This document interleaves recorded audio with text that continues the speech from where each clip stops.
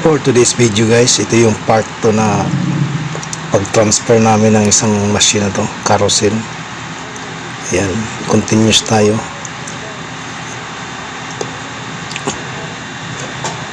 Yan yung last na gusto tanggalin namin yan. Ito bakante na dito. Nalagyan namin ng ibang machine to.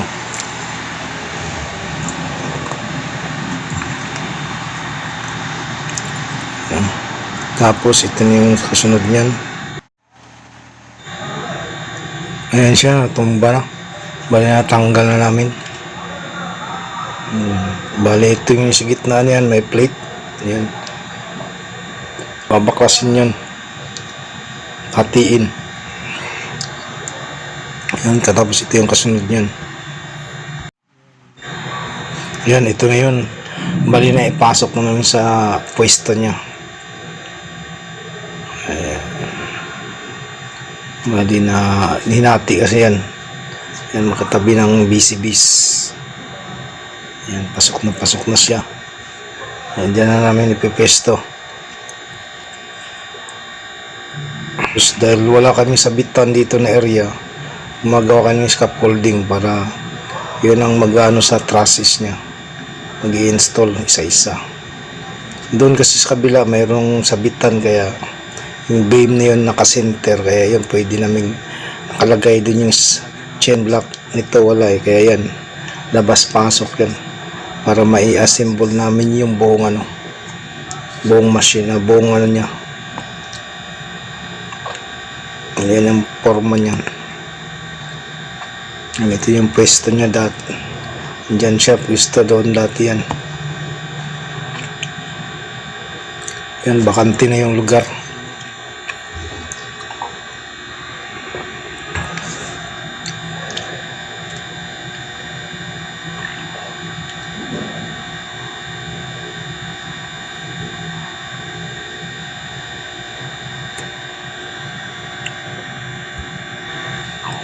Ayan, ito na yun. Bali ang bilis ng pagka-symbol. Yan, na forma na siya.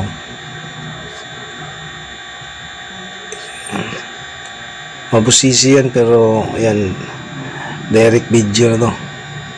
Yan, na forma na siya dyan.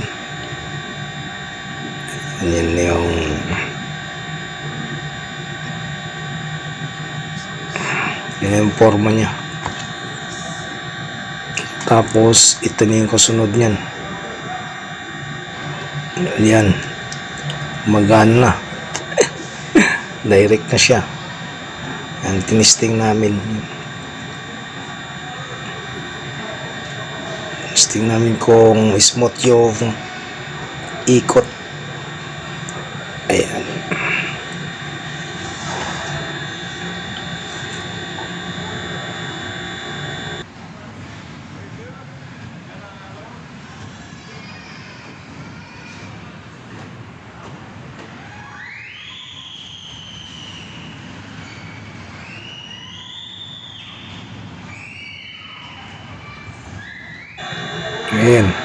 Ayan, pagkalipas yan ang forma niya.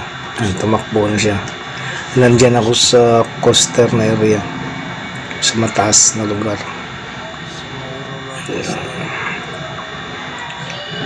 Gawa na siya. Diyan yung pwesto niya. Ito, bagong install dito, bagong assemble dito roller coaster na to. Maandar na siya.